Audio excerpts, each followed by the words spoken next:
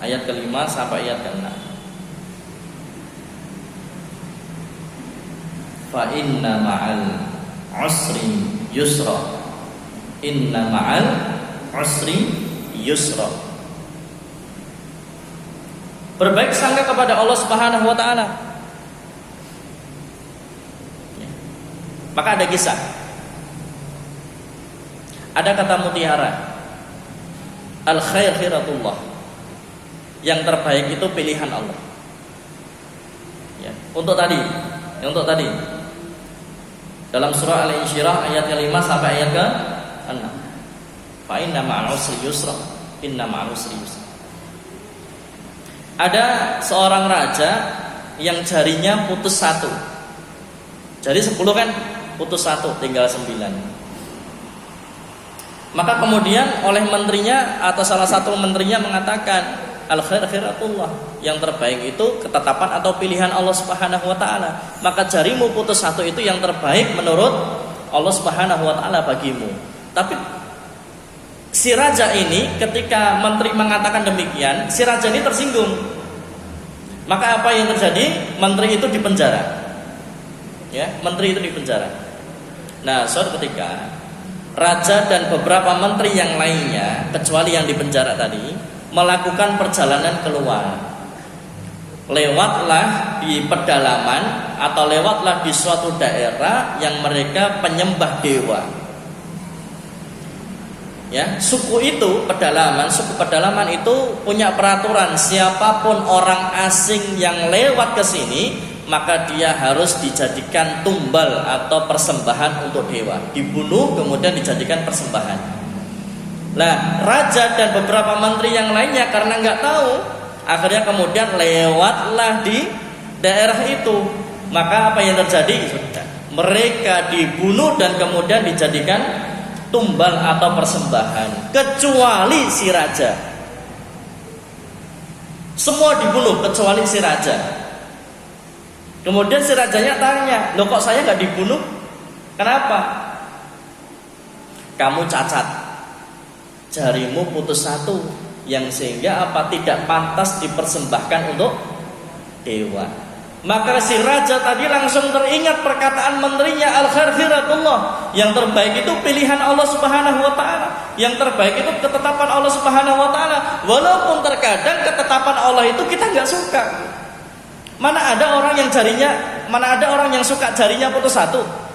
Mana ada orang yang suka kena masalah? Mana ada orang yang suka ditimpa musibah? Gak ada, kita gak suka itu. Ternyata itu baik bagi dia. Menurut siapa? Menurut Allah Subhanahu wa taala. Kenapa? Allahu ya'lamun wa antum la ta'lamun. Allah itu Maha mengetahui sedang kamu tidak tahu. Allah tahu raja dan menteri itu akan keluar. Allah tahu akan melewati daerah atau suku pedalaman yang penyembah dewa atau berhala. Allah tahu nanti akan ada pembunuhan untuk dipersembahkan untuk dewanya. Maka Allah putuskan jari raja itu supaya cacat dan supaya dia tidak jadi dibunuh. Begitu raja itu teringat, senang dia. Ya, akhirnya apa? Dia kembali ke istana. Menemui menteri yang dipenjara tadi. Kemudian si raja menceritakan, ya, kalau dalam bahasa kita nih, alhamdulillah ya, jari saya putus 1, ternyata betul apa yang kamu katakan bahwa ini yang terbaik bagi Allah untukku. Dola kenapa? Tanya si menteri. Iya, tadi saya bersama menteri-menteri yang lain melakukan perjalanan ke luar kota itu, lewat di daerah, kemudian melewati suku pedalaman yang memiliki keyakinan atau yang memiliki penyembah dewa atau penyembah berhala, dan siapapun orang asing yang lewat situ maka akan dibunuh dan dijadikan persembahan untuk dewa. Alhamdulillah saya tidak dibunuh, walaupun yang lain dibunuh kan itu ya. Cuma alhamdulillahnya dia nggak dibunuh. Kenapa kamu nggak dibunuh? Jari saya putus 1, saya cacat, yang sehingga saya tidak pantas dipersembahkan untuk dewa. Alhamdulillah. Akhirnya si raja tanya, lah kamu tak penjara apa? Ketetapan Allah yang terbaik bagimu apa? Wong kamu di penjara kok. Kata si menteri, loh Pak Raja, lah kalau saya nggak jenengan penjara, saya juga ikut keluar bersama Anda bukan? dan pastilah saya juga akan dibunuh mereka. Alhamdulillahnya Allah masukkan saya ke dalam penjara, yang dengan itu saya selamat, tidak dijadikan tumbal atau persembahan untuk dewa. Al khair khiratullah. Berbaik sangkalah kepada Allah. Jangan kemudian mudah suudzon sama Allah. Begitu ditimpa masalah, begitu ditimpa musibah, langsung Allah nggak adil, ini Allah apa, ini Allah kejam. Jangan. Berbaik sangka kepada Allah, karena pasti ada hikmah di balik itu semua, dan itu yang terbaik untuk kita. Siapa tahu dengan masalah itu kita jadi hijrah, kita jadi tobat, kita jadi kembali kepada Allah, yang sebelumnya kita disibukkan oleh dunia dan lupa meninggalkan Allah Subhanahu wa taala. Dengan itulah kita malah menjadi dekat sama Allah. Masya Allah. Al khair khiratullah. Yang terbaik itu pilihan atau ketetapan Allah Subhanahu wa taala. Lihatlah Nabi Yusuf alaihissalam. Kecil, ya resiko anak ganteng ya. Resiko anak ganteng, resiko anak soleh. Punya tunggal banyak, tunggalnya kata, yang sehingga apa? Iri, dengki dia. Si Nabi Yusuf yang masih kecil itu dijauhkan dari bapaknya, Nabi Yakub alaihissalam. Dan Nabi Yakub itu punya anak 12. Yang paling ganteng, yang paling mulia, yang paling istimewa itu Nabi Yusuf. Dijauhkan oleh saudara-saudaranya dari bapaknya. Dimasukkan ke dalam sumur, bayangan. Begitu masuk ke dalam sumur, diangkat orang, ditemu orang. Begitu ditemu orang, bukan diselamatkan, bukan diasuh, tetapi apa? Wah, ini mahal nih, ganteng-ganteng jual jadi budak aja. Mahal nih orang, dijual jadi budak. Udah masuk sumur, ditemu sama orang, dijual jadi budak. Begitu kemudian dijual jadi budak, apalagi masalahnya? Difitnah, berzina, ya kan? Dengan istrinya sang raja, si Zulaikha itu yang sering kita kenal. Difitnah pula. Karena difitnah, masuk penjara. Iya kan? Ya Allah. Ujian demi ujian, masalah demi masalah, musibah demi musibah menimpa Nabi Yusuf alaihissalam. Tetapi al khair khiratullah, itu ketetapan yang baik bagi Allah, itu pilihan yang baik bagi Allah. Kenapa? Nanti ketika di penjara, raja punya mimpi, dan yang bisa menakwilkan mimpinya dengan benar adalah Nabi Yusuf alaihissalam. Yang karena itulah kemudian Nabi Yusuf dikeluarkan dari penjara, ditariklah ke istana, yang sehingga Nabi Yusuf menjadi Perdana Menteri. Masya Allah. Bayangkan prosesnya Nabi Yusuf untuk bisa masuk istana itu. Harus dijauhkan dari bapaknya, dibuang ke sumur, dijadikan budak, difitnah berzina, dimasukkan ke dalam penjara. Ya Allah. Prosesnya menyakitkan semua, nggak ada yang enak. Prosesnya semua menyakitkan. Tetapi proses yang menyakitkan itu, asalkan dia mau sabar, dia tawakal kepada Allah Subhanahu wa taala, maka berbuah manis. Nabi Yusuf alaihissalam malah menjadi penguasa Mesir. Masya Allah. Berbaik sangkalah kepada Allah. Ya. Allahu ya'lamun wa antum la ta'lamun. Allah itu maha mengetahui, sedang kita itu enggak tahu. Ya.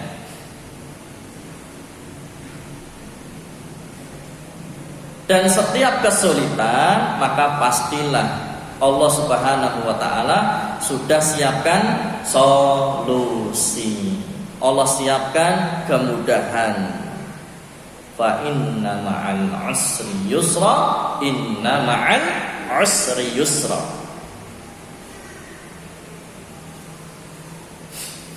Karena sesungguhnya sesudah kesulitan itu ada kemudahan. Sesungguhnya sesudah kesulitan itu ada kemudahan. Kemudian selanjutnya, merubah masalah menjadi anugerah, yaitu dengan cara apa? Merahasiakannya dan tidak berkeluh kesah. Boten kakean sambat, qanaah, terima apa yang sudah Allah tetapkan untuk dirinya. Tadi loh, innalillahi wa inna ilaihi rajiun. Qanaah, menerima apa yang sudah Allah tetapkan untuk dirinya. Karena semua itu ketetapan Allah. Masalah musibah itu atas izin Allah Subhanahu wa taala.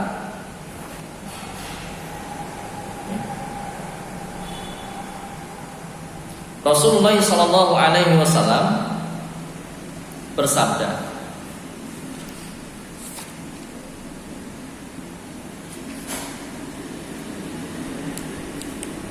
apa sabda beliau sallallahu alaihi wasallam? Termasuk kebaikan, ya, termasuk kebaikan minal birri kitmanul masaibi wal amrodi was sadaqati. Termasuk kebaikan adalah menyembunyikan musibah, kemudian penyakit, kemudian sedekah. Kemudian hadis yang semakna adalah min kunuzil birri kitmanul masaibi wal amrodi was sadaqati. Termasuk perbendaharaan kebaikan adalah menyembunyikan berbagai musibah, penyakit, dan sedekah. Al-Ahnaf rahimahullah ta'ala mengatakan, mataku buta sejak 40 tahun dan aku tidak pernah menyebutkan kepada siapapun. Kemudian tatkala satu penyakit menimpa salah satu mata Atok, maka ia berdiam selama 20 tahun tanpa diketahui oleh keluarganya.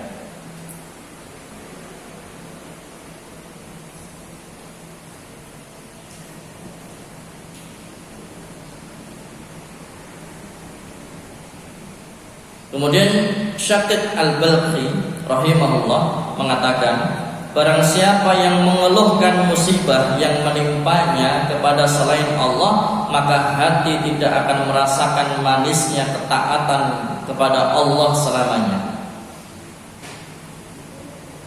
Nabi sallallahu alaihi wasallam bersabda, min ijlalillah wa ma'rifati haqqihi alla tashku waj'aka wala tadkuru musibataka. Termasuk mengagungkan Allah dan mengetahui haknya, bahwa engkau tidak mengeluhkan sakitmu dan tidak menyebutkan musibah yang menimpamu.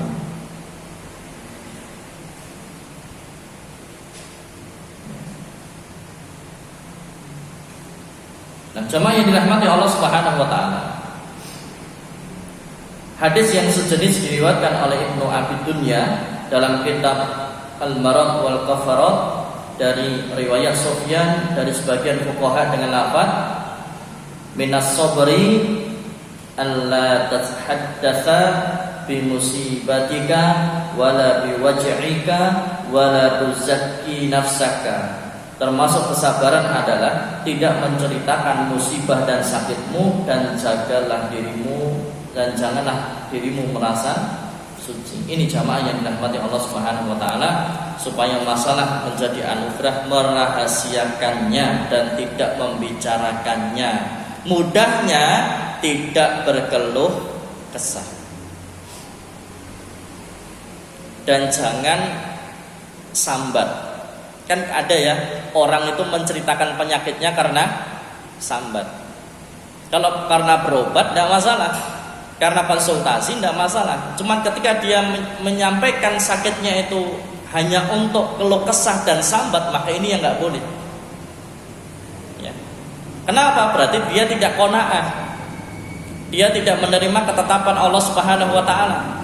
Dia tidak bersabar atas ketetapan yang telah Allah Subhanahu wa taala tetapkan atau berikan kepadanya. Kemudian yang keenam, adalah perbanyak istighfar.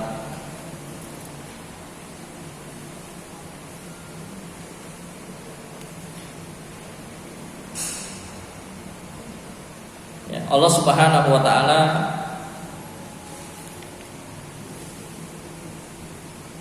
berfirman dalam surah Asy-Syura ayat ke-30.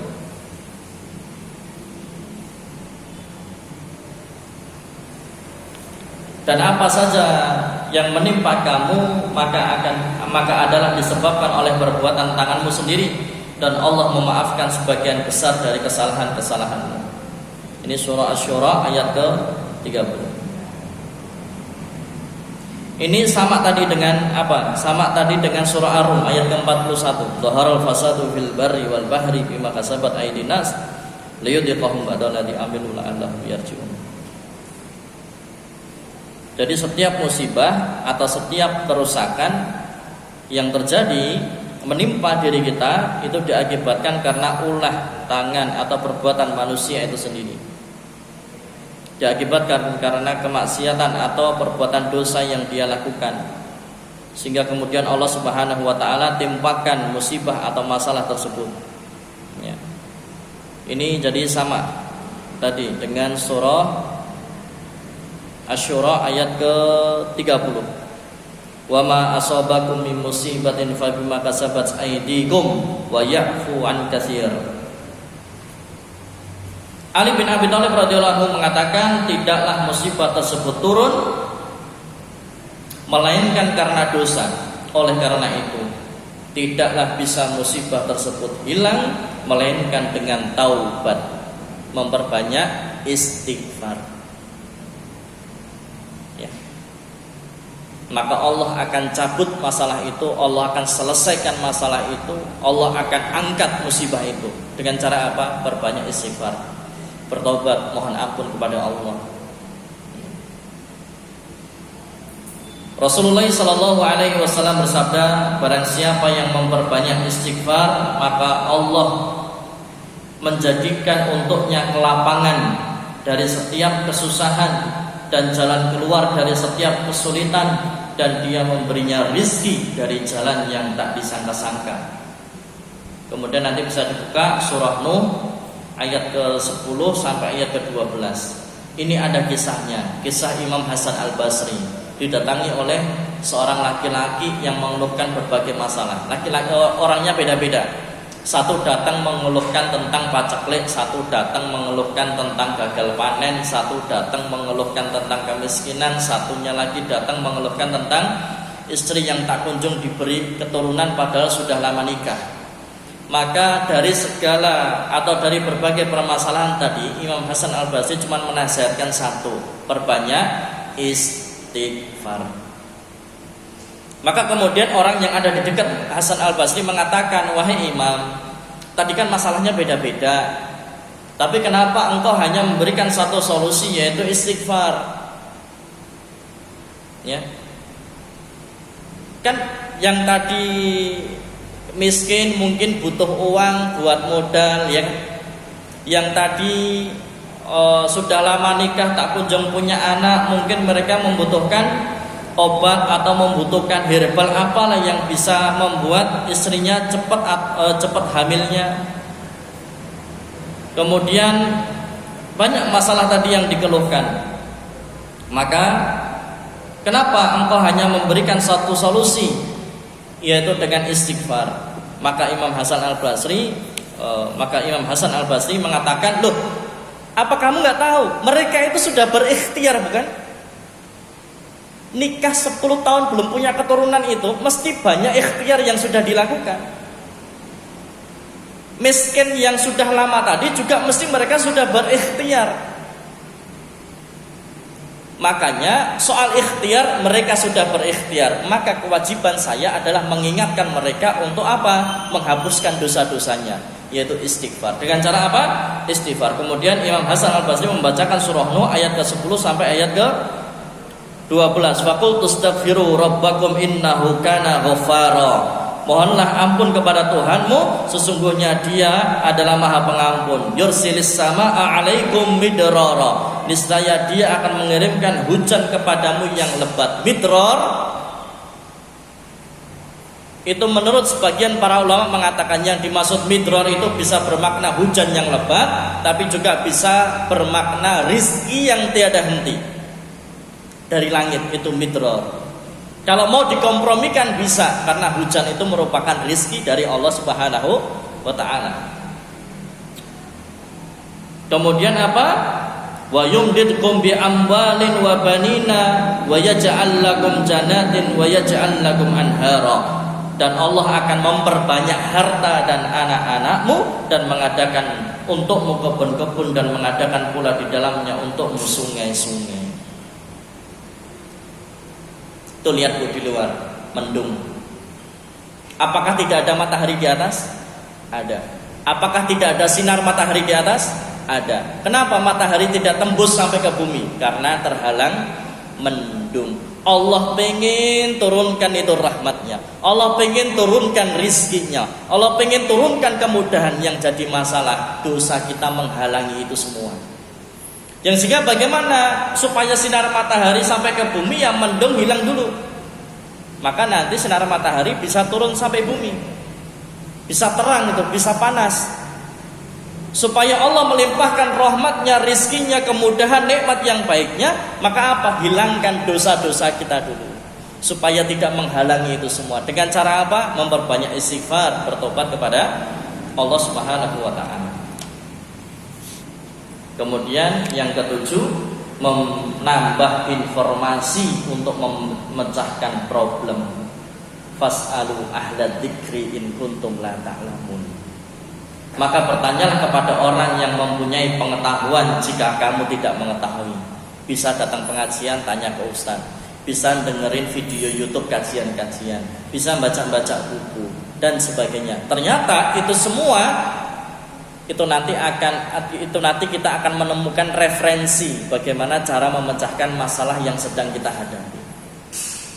Dengan hadir di majelis ilmu, dengan mendengarkan video-video kajian, dengan membaca buku-buku Islami, dengan konsultasi kepada ahlinya, pada praktisi, maka dengan itu kita akan mendapatkan referensi atas apa? Atas masalah yang kita hadapi, solusinya. Yang kedelapan, istikharah. Itu doanya istikharah. Ya. Kalau tidak hafal Arabnya ya baca ininya saja, terjemahnya. Kalau panjenengan belum hafal ya nanti ketika sholat istikharah sambil baca gini nggak masalah. Yang kesembilan terakhir, tawakal, berserah diri kepada Allah Subhanahu wa ta'ala. Ya, ini jamaah yang dirahmati Allah Subhanahu wa ta'ala. Agak ngebut kajiannya ya, karena ada 9 poin. Jadi saya sampaikan cepat dan ringkas. Kalau mau diperdalam, lama sekali. Bisa berbagai atau banyak pertemuan untuk bisa membahas detail. Sebelum saya tutup, ada pertanyaan? Silahkan.